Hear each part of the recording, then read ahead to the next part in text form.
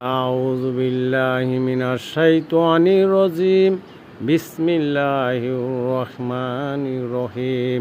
আল্লাহ পাক রব্বুল আলামিন কোরআনুল কারিমে ২ নং সূরা বাক্কারা ৬২ নং আয়াত উল্লেখ করেন যে ইন্নাল্লাযীনা আমানু ওয়াল্লাযীনা হাদু, মুসলমান অথবা ইহুদি, অন্নাসরা সবিনা, খ্রিস্টান বা অগ্নিপূজারক, তাদের মধ্যে যারা মান আমানা বিল্লাহি ওয়াল ইয়াউমিল আখিরি, আমার প্রতি ঈমান আনলো ও শেষ দিনের প্রতি ঈমান আনলো, ওয়ামিলুস সলিহাতি, এবং সৎকর্ম করলো, ফালাহুম আজরুহুম ইনদা রব্বিহিম, রবের তরফ থেকে তাদের জন্য প্রতিদান রয়েছে।